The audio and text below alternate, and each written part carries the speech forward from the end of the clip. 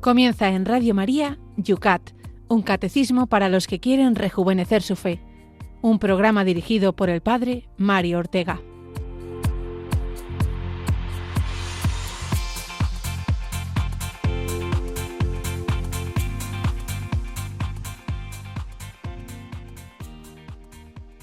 Habiendo sido ateo toda mi vida, me encontré con Dios fortuitamente. Diría que por casualidad, si el azar cupiese en esta especie de aventura, con el asombro de paseante que al doblar una calle de París viese, en vez de la plaza o de la encrucijada habituales, una mar que batiese los pies de los edificios y se extendiese ante él hasta el infinito. Fue un momento de estupor que dura todavía. Nunca me he acostumbrado a la existencia de Dios. Habiendo entrado a las 5:10 de la tarde en una capilla del barrio latino en busca de un amigo, salí a las 5:15 en compañía de una amistad que no era de la tierra. Habiendo entrado allí escéptico y ateo de extrema izquierda, volví a salir algunos minutos más tarde católico, apostólico, romano, llevado, alzado, recogido y arrollado por la ola de una alegría inagotable. Buenísimos días, amigos oyentes de Radio María. Bienvenidos a nuestro programa sobre el Yucat. El testimonio que acabamos de escuchar es del famoso filósofo francés André Froissart, descrita en su libro Dios existe y yo me lo encontré. Este hombre, ateo militante, educado en el más absoluto materialismo, entró en busca de un amigo en una iglesia y salió de ella creyente, lleno de estupor y alegría. Había experimentado en ese templo la presencia de Dios de una manera inefable. Hemos comenzado con esta historia porque precisamente hoy veremos el significado y la importancia del templo cristiano como lugar de la presencia de Dios. Aunque sea omnipotente y omnipresente, Dios ha plantado su casa entre nosotros. Todo eso y mucho más veremos a lo largo de esta hora de radio que tenemos por delante. Pero antes, dirijámonos en oración preparatoria a Dios nuestro Señor.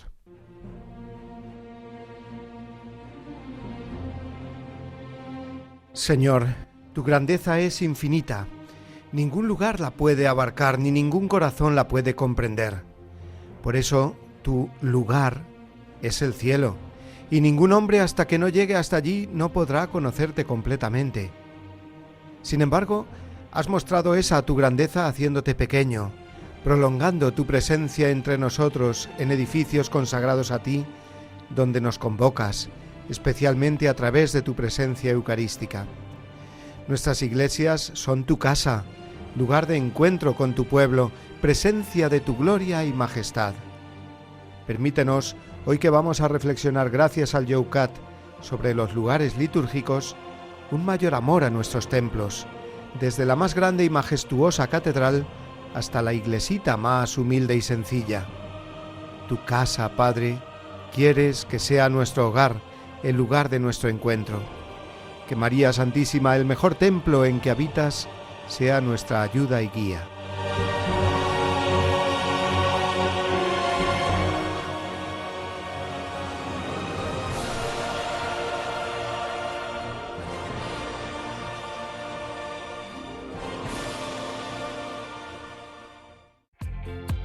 Yucat, un catecismo para los que quieren rejuvenecer su fe. Dirigido por el Padre Mario Ortega. Comenzamos el contenido que tenemos preparado para hoy y lo hacemos con la pregunta que os dirigimos hoy, queridos oyentes, la mayoría de los cuales hemos comprobado que estáis bastante puestos en liturgia por las respuestas que nos han llegado en preguntas de programas anteriores. A ver la de hoy, ¿qué tal?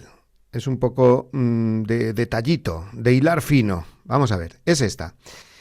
¿Cómo se llama el recipiente que el acólito o diácono presenta al sacerdote junto con el incensario y que contiene precisamente el incienso que debe usar? Repito, ¿cómo se llama el recipiente que el acólito o diácono presenta al sacerdote junto con el incensario y que contiene precisamente el incienso que debe usar?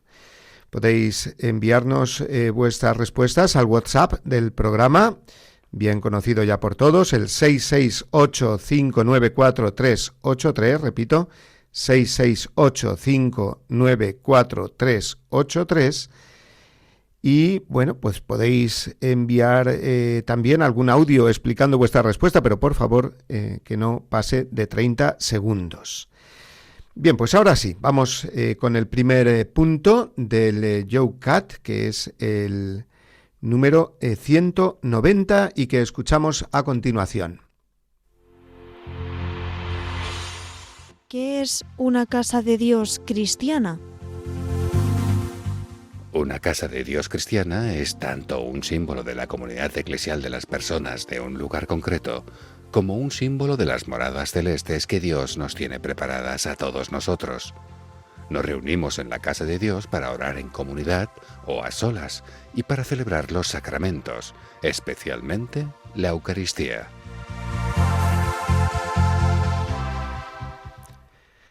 La expresión una casa de Dios cristiana quizás nos haya resultado un poco extraña al escucharla, ¿verdad? Normalmente usamos la palabra templo cristiano más que casa de Dios cristiana, que es la forma que ha usado el YOCAT. Sin embargo, la usa muy intencionalmente, porque la palabra templo nos puede quedar, como muy distante o fría. Es la palabra común con la que todas las religiones se refieren a los recintos o edificios destinados al culto divino. Sin embargo, decir casa o morada de Dios ya no se está hablando de una presencia especial de Dios en ese lugar, cosa que no se puede dar nunca por descontado, ya que muchas religiones no contemplan más que un Dios distante, que muestra en esa distancia precisamente su grandeza, alejada de las menudencias mundanas y humanas, ¿no? Nuestra fe cristiana, sin embargo, es la de un Dios que se ha hecho hombre, que habitó entre nosotros, habita entre nosotros, tiene su tienda, su morada, su casa entre nosotros. Y es este sentido tan pleno al que nos referimos al usar con el YOCAT la expresión casa de Dios cristiana. Estas casas de Dios entre nosotros son, nos ha dicho este punto, signos de dos realidades al mismo tiempo. Por un lado, son símbolo de la comunidad eclesial de los cristianos que viven en un lugar concreto. Entre sus casas está la casa de Dios, normalmente el templo parroquial o algún santuario, capilla u oratorio público. El lugar de convocatoria y vivencia comunitaria y eclesial de la fe es la casa de Dios, lugar de encuentro con Él y con la comunidad eclesial. Y por otro lado, los templos cristianos son signo también de la morada celeste que Dios nos tiene preparada ya en el cielo. Yendo a la casa de Dios aquí en la tierra, nos habituamos ya a lo que será nuestra entrada en la casa de Dios allí en el cielo. La presencia real, sacramental, eucarística ante todo, de Dios en las iglesias cristianas es fundamental para vivir nuestra fe. Es decir, que nuestra vida de bautizados, hijos de Dios y miembros de la Iglesia, no la vivimos como apátridas, solitarios o recluidos en nuestra propia casa. Es verdad que creemos que Dios está en todas partes y también que el Señor, cuando nos invita a hacer oración, nos habla de eso de entrar en la propia habitación y en silencio hablar con el Padre. Pero se refiere sobre todo, Jesús en ese pasaje, a la actitud interior, al encuentro con Dios en el propio corazón. Sin embargo, no podemos dejar de frecuentar la casa de Dios cristiana, nuestra parroquia o lugar de culto cercano. Tener ese contacto adorador con Jesús, Eucaristía allí presente, entrar en ese clima de oración y ambiente sagrado que ha de reinar en cada iglesia, precisamente porque es ante todo casa de Dios, casa de oración, como nos recuerda Jesús, advirtiéndonos que no podemos convertirla en cueva de ladrones o mercaderes, ¿no? Vemos justo ese pasaje de los mercaderes del templo, en ese pasaje, vemos el respeto total que tenía Jesús ante el templo santo de Jerusalén, lugar de la presencia de Dios a través del arca de la alianza que allí se custodiaba. Jesús en el templo ya de bebé, cuando fue presentado en él, como a los 12 años, cuando se quedó allí entre los doctores de la ley, como en tantas otras ocasiones que lo vemos en el templo o hablando tan sagradamente de él. Qué importante es que en las iglesias se respire este ambiente sagrado, que sean lugares en los que uno, al entrar, por muy alejado que pueda estar de Dios, pueda decir aquello de aquí huele al cielo, ¿no? Que tengamos todos experiencia de estar en un lugar muy distinto al resto de los lugares, que haya una verdadera y densa atmósfera que nos envuelva y nos invite al recogimiento interior, al encuentro oracional con Dios.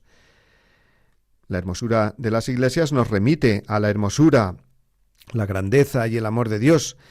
Las iglesias no son solo mensajeros en piedra de la fe, sino residencias de Dios, que en el sacramento del altar está ahí, real, verdadera y sustancialmente presente. Leía hace poco el testimonio de una recién convertida al catolicismo que decía así: hace ya casi un año que voy a misa a diario. Confieso cada mes y comulgo cada día. Ahora, entrar en una iglesia me produce un cúmulo de sensaciones maravillosas. Participar en la Santa Misa, una fiesta. No, pero fijaos eso, al entrar en una iglesia me produce un cúmulo de sensaciones maravillosas. Y es que debe ser así. Nuestras iglesias están para eso, para introducirnos en ese ambiente de Dios. Todos, y no solo el párroco o rector de la iglesia correspondiente, estamos llamados a que se respire este ambiente sagrado dentro de nuestros templos, a colaborar en la medida que podamos para que nuestra iglesia sea así. Es muy urgente que todos, cercanos y lejanos a la fe, descubramos o redescubramos la presencia de Dios en su templo, en su casa. Que la iglesia esté bien cuidada, bien iluminada, limpia, sobria y elegante a la vez, sencilla y solemne al mismo tiempo. Que esto nos ayuda mucho a entrar en el misterio de Dios y dar respuesta a la inquietud que llevamos siempre de buscarlo. ¿Cómo se nota cuando hay vida de fe en una iglesia? Cómo se nota que allá hay un sacerdote y unos fieles que se preocupan porque la casa de Dios se encuentra digna y transmite esa presencia misma de Dios en ella.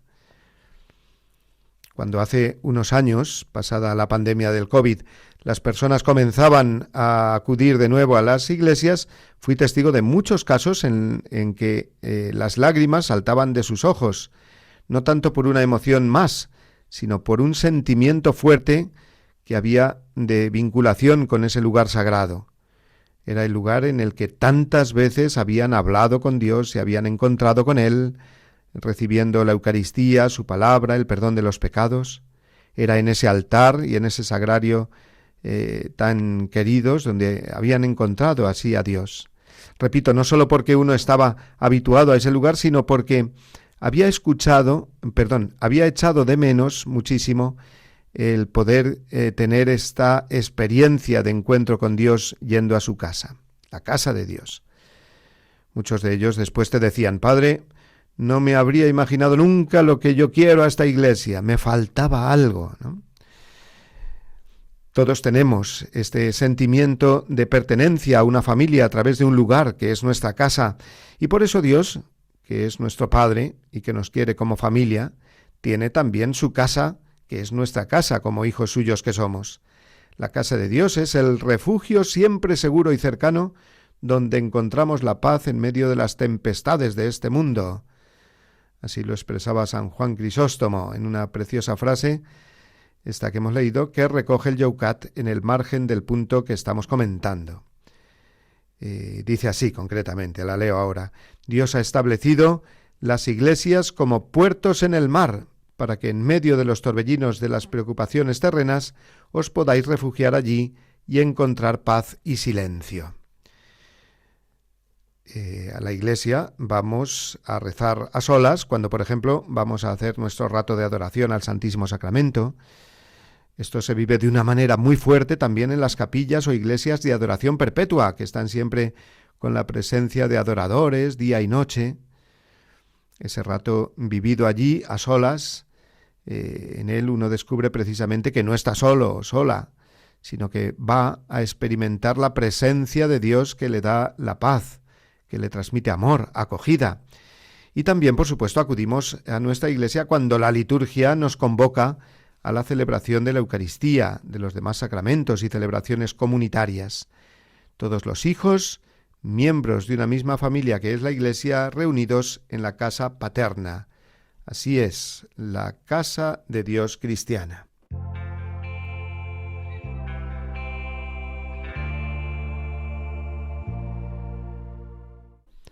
Una vez que hemos comprendido mejor la importancia de las casas de Dios cristianas, que son nuestras iglesias y nuestros templos en los que Dios se hace presente, ante todo en el sacramento de la Eucaristía, conviene recordar los principales elementos litúrgicos que se contienen en ellas, los lugares litúrgicos que caracterizan una casa de Dios. Y de ello nos habla el número 191 del Yucat. ¿Qué lugares litúrgicos caracterizan una casa de Dios? Los lugares principales de una iglesia son el altar con la cruz, el tabernáculo, la sede del celebrante, el ambón, la pila bautismal y el confesionario.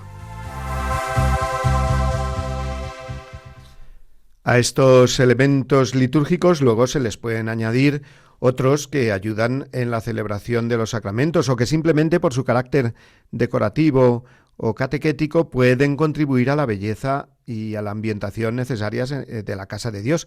Pero vamos a centrarnos en estos 6 que nos ha enumerado este punto del Yucat y vamos a explicarlos brevemente.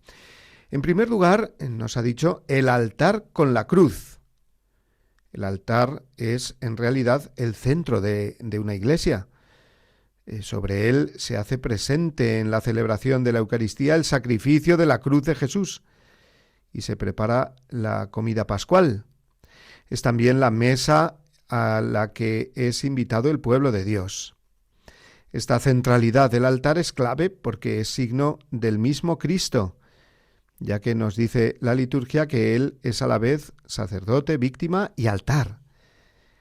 El altar representa la mesa de la última cena, de modo que cada misa, lo sabemos, es la participación en este memorial, en el sacrificio incruento que anticipa la entrega del Señor en el Calvario al día siguiente, el Viernes Santo.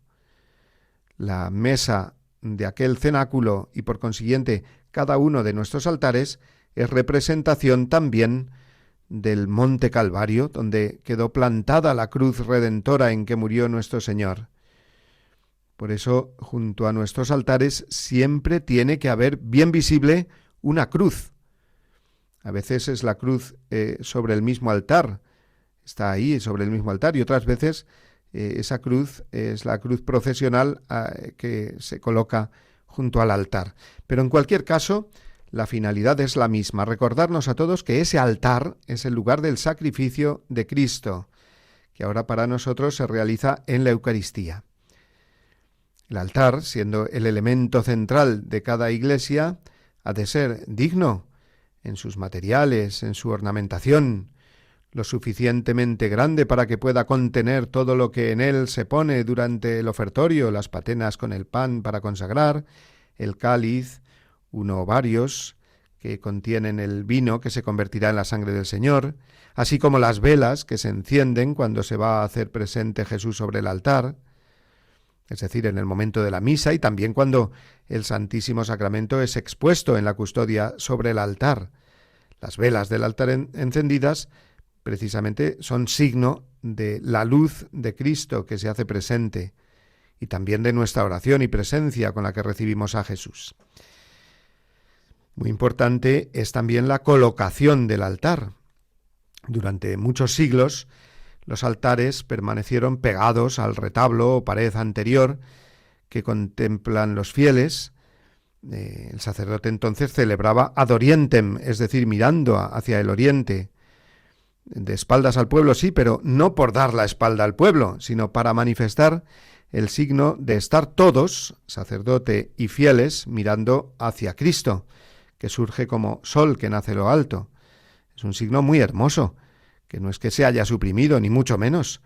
Lo que se produjo con las reformas emprendidas después del Concilio Vaticano II y aprobadas por la Iglesia, en cuanto a la disposición del altar se refiere, es que se pusiera entre el sacerdote y los fieles para poner más de manifiesto el sentido de mesa del banquete, de centro de la celebración. Y así se ha ido extendiendo y haciendo lo más habitual en nuestros días, en nuestras iglesias, esa colocación central del altar. Pero sea de una manera o de otra, la antigua o la moderna, lo que nunca podemos hacer es desprestigiar, criticar o descartar la que no nos guste, porque las dos son válidas y tienen su significado válido y precioso, la del altar pegado al retablo o la del altar más al centro del lugar sagrado entre el ministro ordenado y los fieles. Bueno, segundo elemento, el tabernáculo o sagrario, donde se reserva la Eucaristía, de modo que permanece esa presencia de Jesús como una continuación de la misa, dispuesto a ser visitado y adorado. El tabernáculo que se vuelve a abrir para cuando se hace necesario coger las formas consagradas para distribuirlas en la comunión. El sagrario contiene al mismo Jesús. Ha de ser siempre digno, hermoso, bello, estar cerrado y bien sujeto a la pared o mesa que lo sujetan, de modo que se eviten las profanaciones. Ante él hacemos la genuflexión como signo de adoración a Jesús, y la presencia de nuestro Señor viene advertida por la vela o luz que encendida cerca del altar nos dice que efectivamente allí está Jesús presente.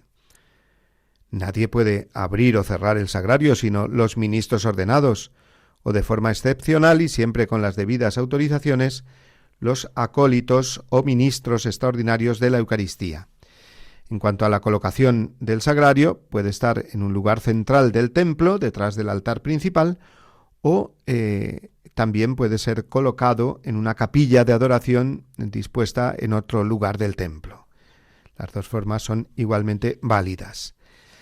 En tercer lugar, tenemos la sede del celebrante, que es el lugar claramente visible dentro del presbiterio, normalmente detrás del altar o a un lado de éste, en el que el celebrante se sitúa al comienzo de la celebración y al final, es decir, mientras no está en el altar, en la liturgia eucarística, ni en el ambón, durante la liturgia de la palabra.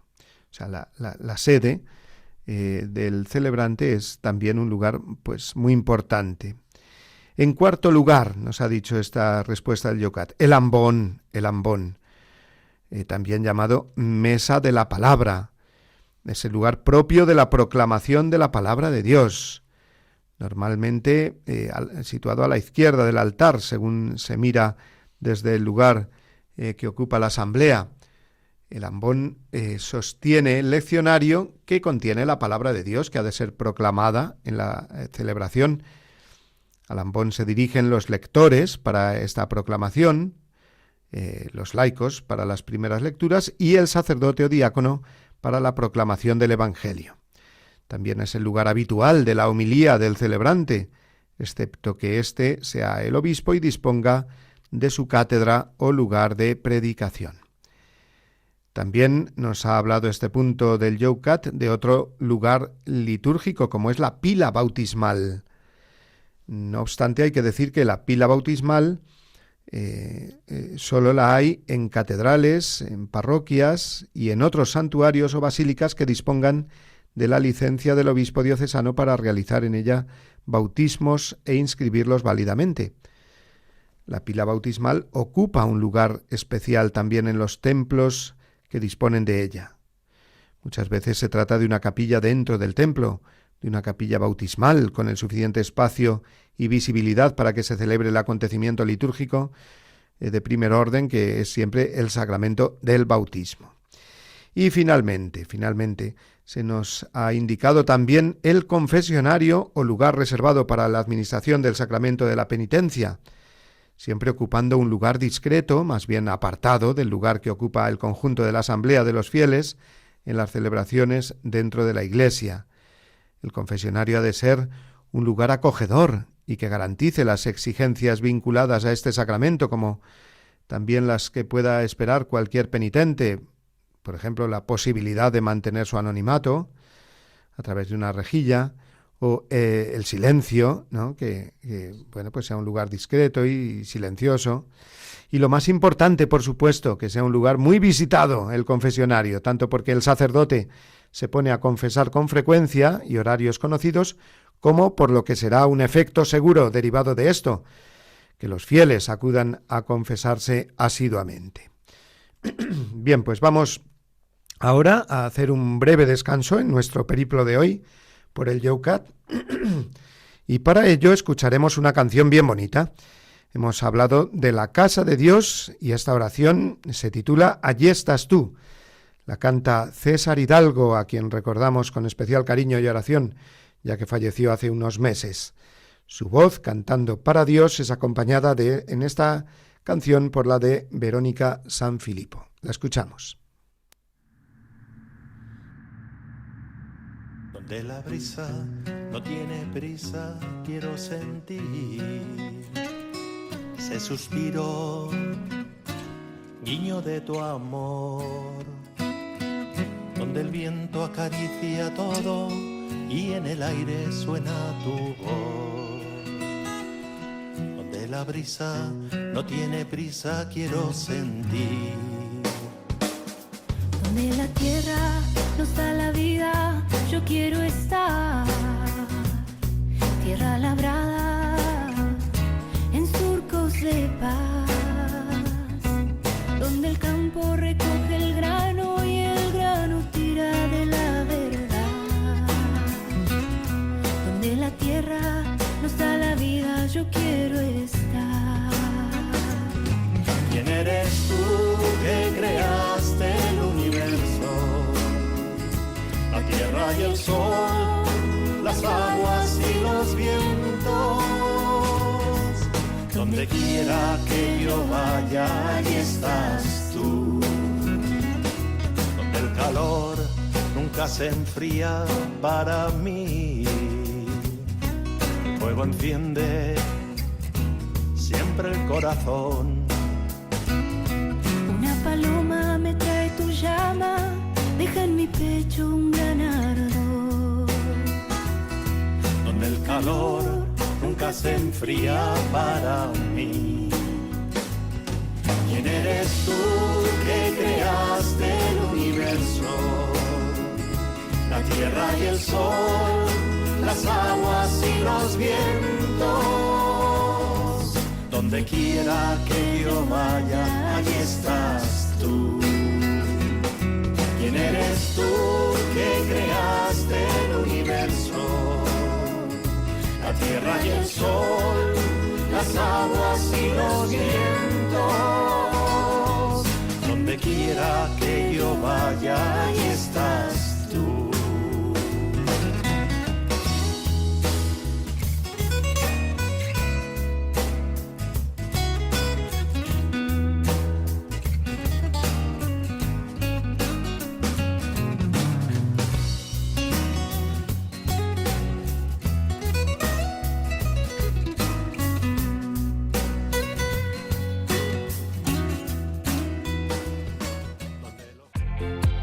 Yucat, un catecismo para los que quieren rejuvenecer su fe. Dirigido por el padre Mario Ortega. Recordamos a todos nuestros oyentes, antes de continuar, que nuestra emisora de Radio María se encuentra en plena campaña de Adviento, para hacernos a todos más conscientes de la necesidad de voluntarios, difusores y bienhechores, que esta necesidad pues es imperiosa siempre. Voluntarios para animar o para arrimar el hombro en los distintos grupos a lo largo y ancho de la geografía española. Difusores para dar a conocer la voz de Radio María a los que aún no la conocen. Y bienhechores a nivel económico para sostener con donativos, ya que de estos solo se sostiene la emisora de la Virgen, ¿no? Por eso es tan importante que hagamos campañas de este tipo, y ahora en tiempo de Adviento, tiempo de Navidad, donde estamos pensando todos en regalos pues vamos a pensar también en un regalo hecho a nuestra emisora que nos acompaña todos los días del año, todas las horas del día, todos los días de la semana, todos los meses, ¿no? Pues tener ese detalle también con nuestra emisora, colaborando de alguna manera con ella, de alguna manera, ¿no? De las que ya sabemos, ¿no? Pues llamando a nuestra emisora, ofreciendo pues nuestra colaboración de esas 3 maneras que hemos dicho, pues ofreciéndose como voluntario para participar o entrar en alguno de los grupos ya de voluntarios o crear más grupos de voluntarios en lugares donde no hay, bendito sea Dios, que empieza a haber muchos más grupos de voluntarios, también para difundir pues todo el conocimiento que podemos difundir de Radio María, los que no la conocen, y también no lo olvidemos porque es fundamental esa colaboración económica. Bueno, pues vamos ahora a recordar de nuevo la pregunta que os estamos dirigiendo hoy para ver cómo vamos de culturilla litúrgica. La de hoy no es fácil, esta pregunta. A ver, ¿cómo se llama el recipiente que el acólito o diácono presenta al sacerdote junto con el incensario y que contiene precisamente el incienso que debe usar? ¿Cómo se llama? Lo lleva el diácono acólito en una mano el incensario y en la otra este recipiente que estamos preguntando cómo se llama, que tiene una cucharilla para más señas y que el sacerdote, el ministro de la celebración, pues echa de ahí el incienso en el incensario. ¿Cómo se llama ese recipiente? Recordad que el número de WhatsApp del programa es el 668-594-383, 668-594-383. Nos están llegando ya respuestas, también por el correo electrónico. Veo que alguna está llegando, alguna respuesta. Y bueno, pues nos queda aún una pregunta para tratar en el programa de esta mañana. Y vamos con ella, porque el tiempo ya apremia y es una cuestión muy importante que seguro que genera mucho interés en todos. La escuchamos, es el punto 192. ¿Puede la Iglesia cambiar o renovar también la liturgia? Hay elementos modificables e invariables en la liturgia. Es invariable todo lo que es de origen divino, como por ejemplo las palabras de Jesús en la Última Cena. Junto a esto hay partes variables, que la Iglesia en ocasiones incluso debe cambiar. El misterio de Cristo debe ser anunciado, celebrado y vivido en todo tiempo y en todas partes. Por ello, la liturgia debe corresponder al espíritu y a la cultura de cada pueblo.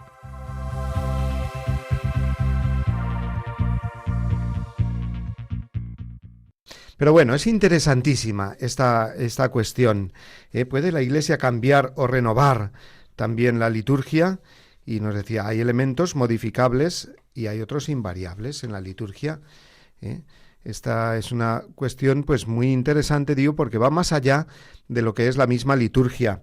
Pues nos lleva a considerar también la misión y la autoridad que tiene la Iglesia sobre las cosas más sagradas que Dios le ha confiado. La respuesta del YOUCAT ha sido muy clara.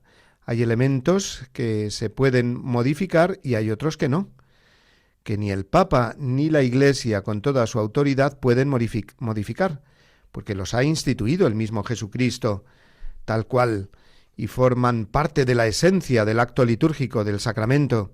Si se cambiara alguna de estas cosas invariables, el sacramento resultaría inválido.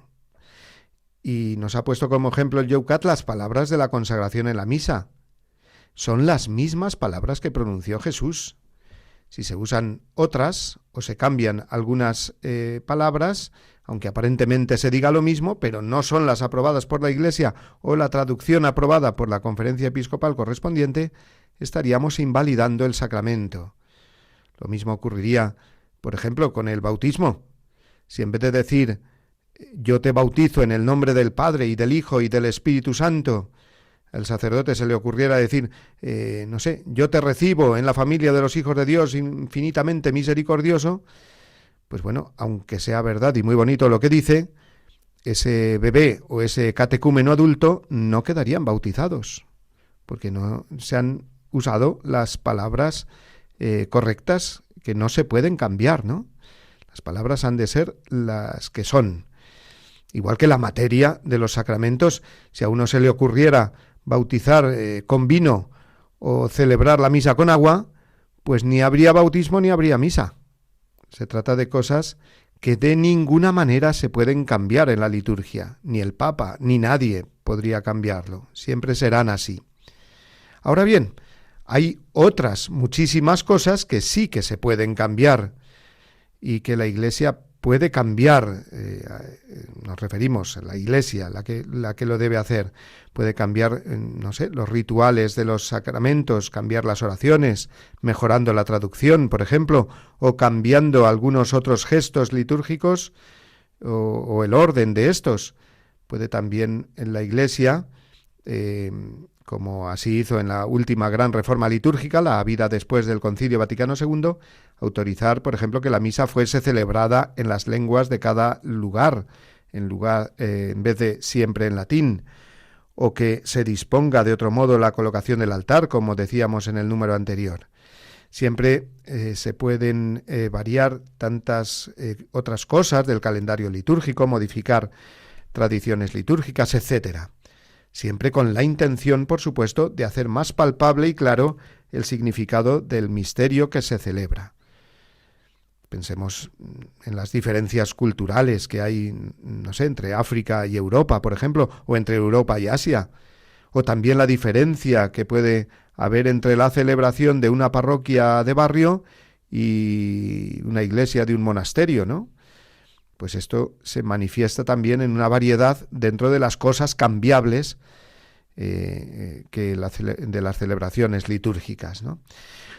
Lo que sucede muchas veces es que se introducen nuevas oraciones o plegarias para que pueda haber mayor variedad y adaptación al tipo de celebración o incluso al público mayoritario para el que se está celebrando. Por ejemplo, las plegarias eucarísticas para misas de niños, o también cuando se asocian a otra celebración litúrgica, por ejemplo, una celebración penitencial, pues hay misas con oraciones y signos que se permiten en esos casos para acompañar y hacer vivir mejor esa celebración o circunstancia. Debe permanecer reconocible, no obstante, que es la única liturgia de toda la Iglesia universal. Los cambios o reformas que afecten a toda la Iglesia corresponde hacerlos al Papa, que tiene un organismo dentro de la Curia Romana encargado para llevarlo a cabo, que se llama el Dicasterio para el Culto Divino y la Disciplina de los Sacramentos. Este organismo elabora unos cambios, los presenta al Papa, y si el Papa los aprueba, quedan aprobados y listos para ser usados en adelante. Y los fieles hemos de aceptar de buen grado estos cambios con un verdadero espíritu eclesial, humilde. No rechazarlos o decir que eso no está bien. Si ha sido el Papa el que los ha aprobado, punto. Es que la Iglesia no funciona así, sin obediencia al Papa. Hay otras cuestiones menores o más directamente relacionadas con una tradición litúrgica o cultural concreta en una región o nación cuyos cambios o revisiones pueden depender pues del obispo diocesano o de la misma conferencia episcopal del lugar. Un ejemplo de esto puede ser, el famoso tema del modo de distribuir la Eucaristía, o de la elección de los padrinos del bautismo, o del precepto dominical, o la celebración local de esta festividad o la otra. Puede haber normas generales que el obispo no puede saltarse, pero puede haber también algunas otras normas que sí que dependen de él, depende de la posibilidad de modificarlas. Este tema de la liturgia, de los cambios o no cambios que se realicen, es siempre una punta de lanza con la que demasiadas veces, por desgracia, hay confrontaciones, rechazos, abusos y, por tanto, antitestimonios y falta de coherencia con el Evangelio en el que uno dice creer y seguir. Tenemos, por un lado, sacerdotes y fieles que hacen de su capa un sayo y se saltan o incorporan cosas en la liturgia que no se pueden saltar o incorporar, y esto genera mucha confusión. división y escándalo en las comunidades eclesiales. La liturgia no es del sacerdote o del equipo de liturgia de turno, sino de Dios. Y aunque la intención pueda ser muy buena y los motivos pastorales muy laudables, no podemos nunca cambiar lo que no se puede cambiar en los sacramentos.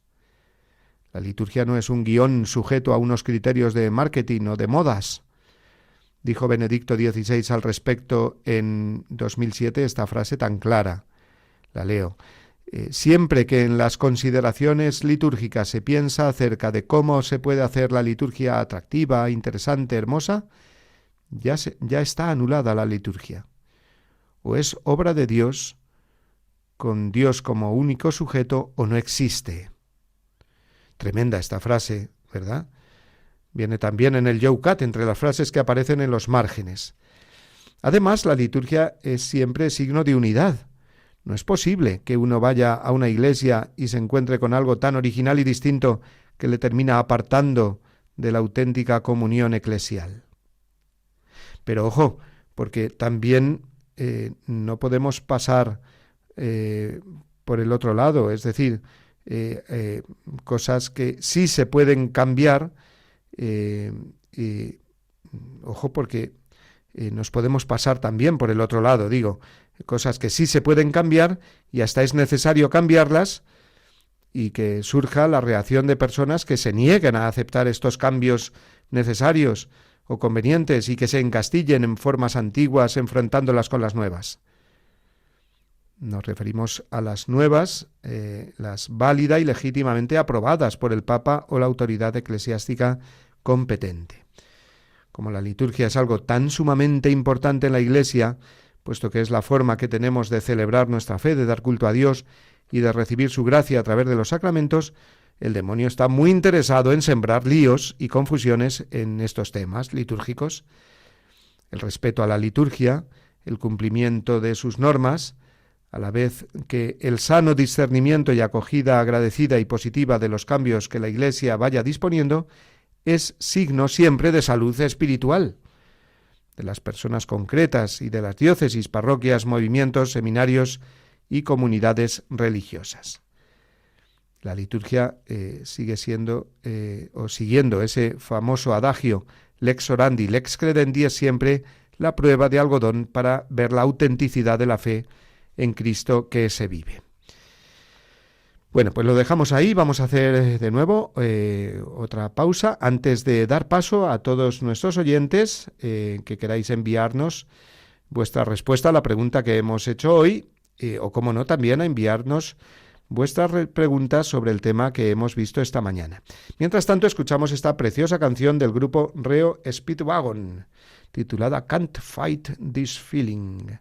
No se puede luchar contra este sentimiento, se titula. Pensemos en nuestro sentimiento dirigido hacia Dios, lo que nos impulsa a llevar una auténtica vida cristiana, que nadie ni nada nos impida seguirlo y ponerlo en práctica cada día.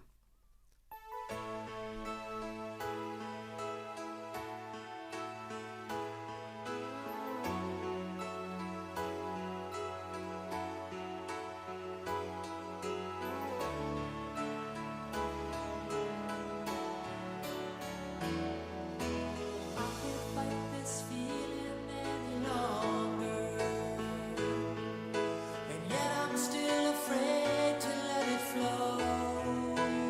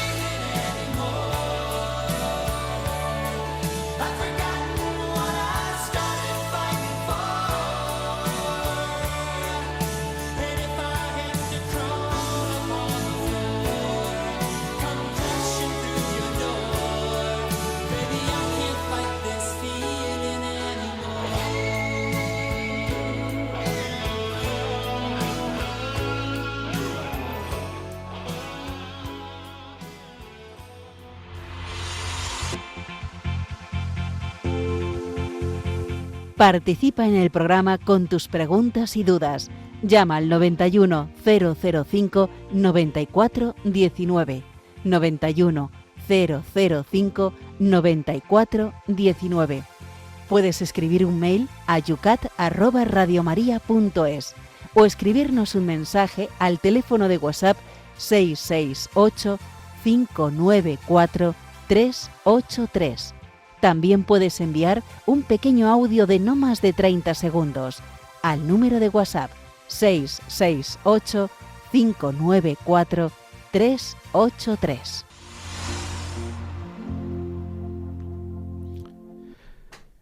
Bien, pues ¿cómo se llama ese recipiente que contiene el incienso que se presenta junto con el incensario en las celebraciones litúrgicas? Pues ahora nos va a leer José García las respuestas que han ido llegando, pero voy a decir yo la respuesta correcta. Se llama naveta, la naveta, porque tiene forma de nave, tiene forma de barquito. Así que, bueno, pues cuando lo veáis, cómo se saca, pues os fijáis bien que tiene esa forma de nave que permite además cogerlo así muy bien.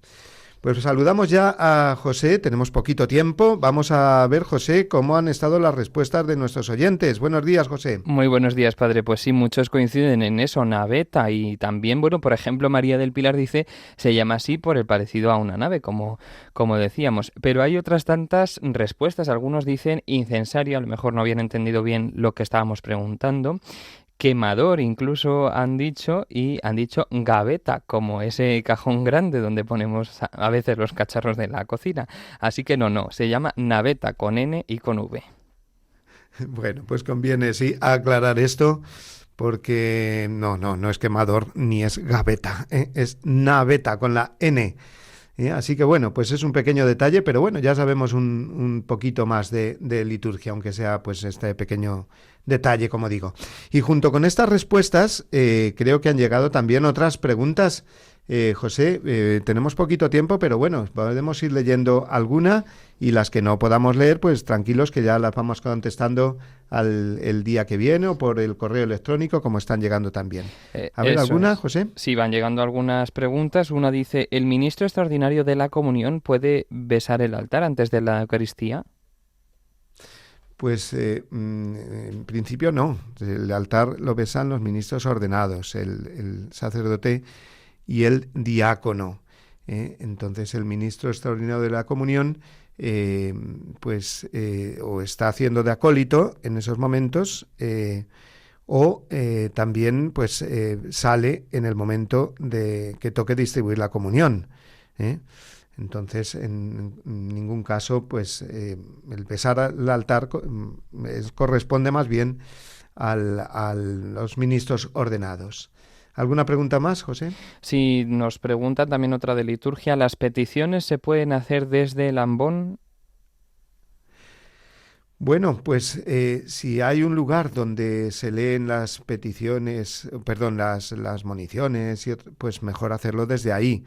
Es decir, un lugar pues preparado para eso, y dejar el ambón nada más que para las lecturas.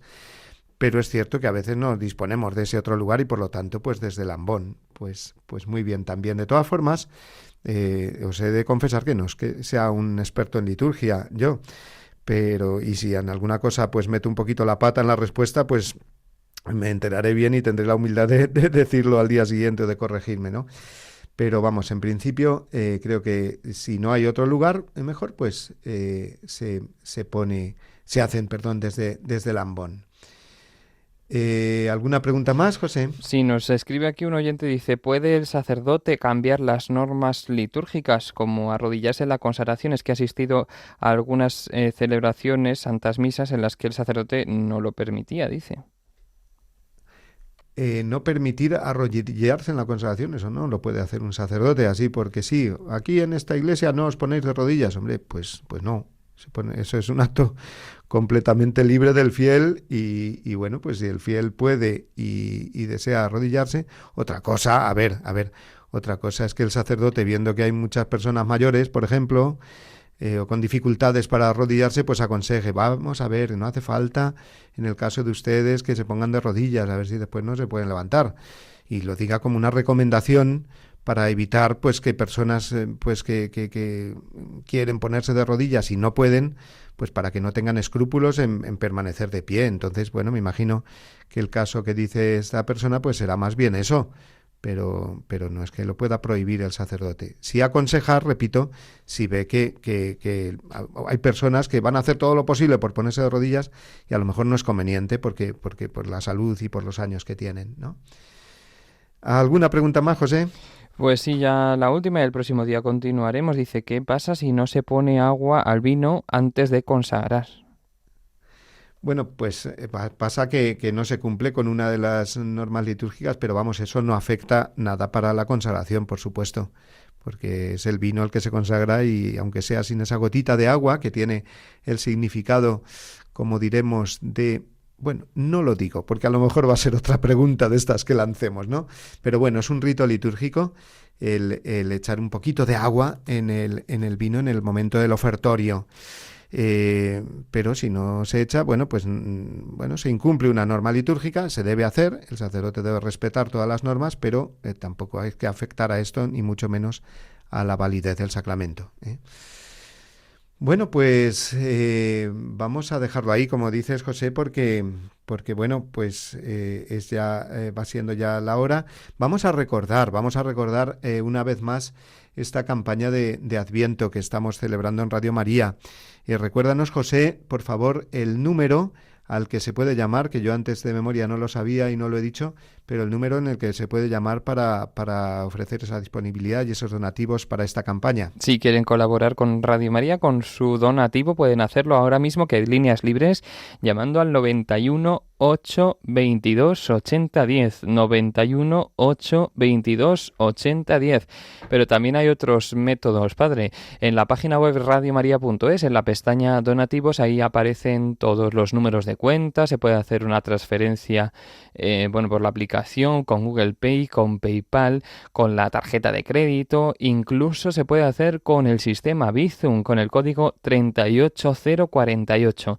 En el Bizum, donar a una ONG o colaborar, se puede hacer un donativo a Radio María en el 38048, pero ahora mismo hay líneas libres para ese teléfono, para poder hacer ese donativo más personal y ayudar a la Radio de la Virgen en el 91 822 8010 y estarán a lo largo de todo el día nuestros voluntarios. Así que nos animamos, ¿verdad, padre? Claro que sí, José. Muchas gracias por recordarnos todas estas formas. Solo falta una cosa, pues que la persona pues se sienta así llamada por Dios y dispuesto, abierto su corazón, pues para colaborar de esta manera, porque es una maravilla, de verdad, que Radio María se sostenga simplemente por los donativos de los oyentes. Es ya una manera de concebir la radio, pues de una manera pues muy evangélica y muy eclesial, ¿no? Sosteniéndola entre todos, ¿no? Y agradeciéndole a Dios de esta manera el bien que recibimos. Es, creo, un donativo pues muy bien empleado, porque redunda en el apostolado, en el bien, en hacer llegar la voz de Dios, de la Iglesia, la formación cristiana, la oración, a lugares donde pues se necesita realmente. Pensemos en personas solas, en hospitales, en cárceles, que celebrábamos ahora el jubileo de los presos. En fin, que Radio María se hace presente. Tiene fama Radio María de sentirse más que ninguna otra emisora cuando vas por el coche, por los sitios más alejados, ¿no? Donde no se recibe otra señal, pues ahí está Radio María. Pues por algo es, ¿no? Porque la Virgen está ahí también sujetando las antenas, ¿no? Bueno, pues vamos a terminar ya nuestro programa de hoy. Vamos a irnos despidiendo y lo hacemos dándoos las gracias por un martes más habernos acompañado, haber podido hacer entre todos este programa. Y bueno, sabéis que este programa, junto con todos los demás, los encontráis en el podcast de Radio María, y podéis bajarlo, descargarlo, compartirlo, para que muchas personas pues se puedan formar también en la liturgia, que es lo que estamos viendo este año. Bueno, pues un saludo muy especial para todos los que, bueno, pues estáis pasando por alguna dificultad, estáis solos o de alguna manera pues pasando alguna cruz. Que este camino del Adviento pues sea un motivo de esperanza, de alegría, Y bueno, pues yo ya me voy a despedir no hasta la semana que viene, porque la semana que viene no tendremos programa debido a esta campaña de Adviento, así que ya pues os deseo una feliz Navidad. Nos escucharemos la semana de después. Así que un fuerte abrazo para todos, unidos en el portal de Belén, adorando a Jesús. Recibid ahora la bendición de Dios Todopoderoso, Padre, Hijo y Espíritu Santo. Adiós, amigos.